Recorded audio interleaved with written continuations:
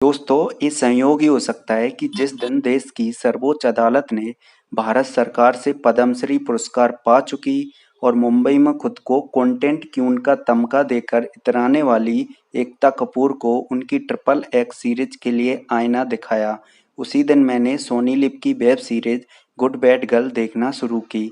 Film super 30 बनाकर जो कुछ विकास बहल ने बतौर फिल्मकार कमाया था, उसे वह ऐसी सीरीज बनाकर गंवा रहे हैं। इस सीरीज को देखने के बाद अगर दिमाग में पहला सवाल ये आए कि अपराधी कौन है, तो इस सवाल का एक ही जवाब है, विकास बहल। अपने ओटीटी ग्राहकों से साल भर की अग्रिम धनराशि वसूल कर लेने वाले ओटीटी संचालकों पर ऐसी सीरीज बनाने के लिए उपभोक्ता अदालत में मामला भी चलाना चाहिए। सिर्फ वयस्कों के लिए का ठप्पा लगाकर भी इतनी घटिया सीरीज ग्राहकों को बेचने का किसी ओटीटी को अधिकार नहीं होना चाहिए। सोनी लिव की छवि एक संतुलित ओटीटी की ही रही है, लेकिन इधर हाल के दिनों में इसे भी एमएक्स प्लेयर बनने की हुक उठी है। अखबारों के मास्ट हेड बदलकर उनके कलेवर से छेड़छाड़ करने की कोशिशें इसके क्रिएटिव टीम की सोच का परिचय पहले ही दे चुकी हैं।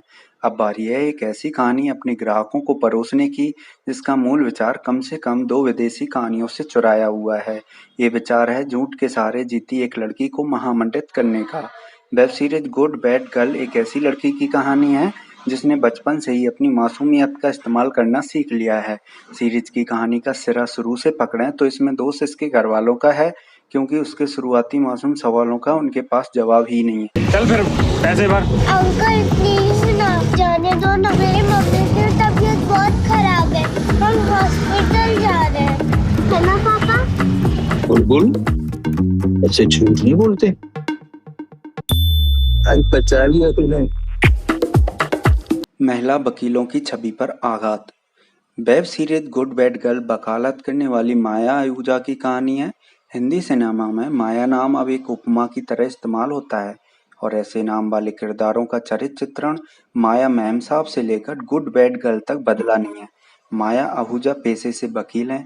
रूटीन कैंसर टेस्ट में बायोप्सी की सलाह मिलने से परेशान ये लड़की अपने काम के चलते जब नौकरी से निकाली जा रही होती है तो विक्टिम कार्ड खेल देती है।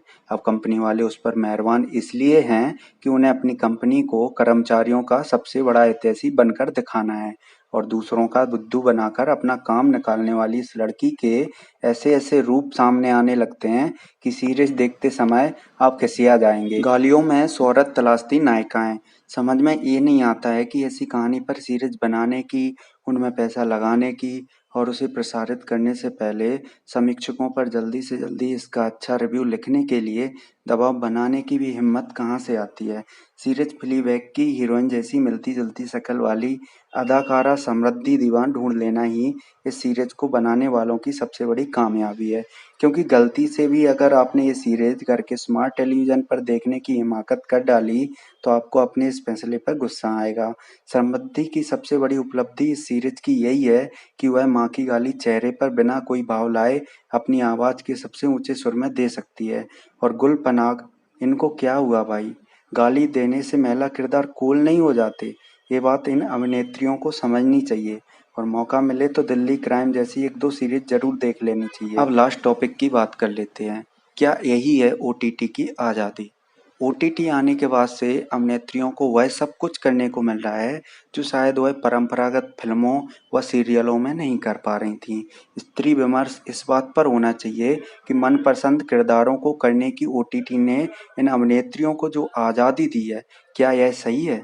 शातिर, चालाक, हिंसक, यौन संबंधों की वर्जनाओं से आज़ाद और यहाँ तक कि कातिल हसीनाओं की कहानियाँ बनाने में भी कोई दिक्कत नहीं है।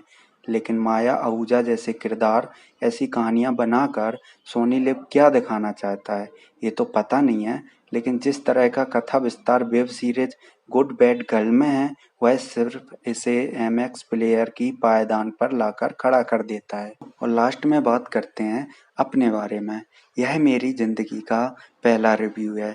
हो सकता है मैं आपको सही ढंग से नहीं समझा पाया हूँ, लेकिन आगे चलकर मैं अपने आप को इम्प्रूव करूँगा। बस आप चैनल को सब्सक्राइब करके मुझे सपोर्ट करें। दोस्तों, आपके सपोर्ट की मुझे बहुत ज़रूरत है।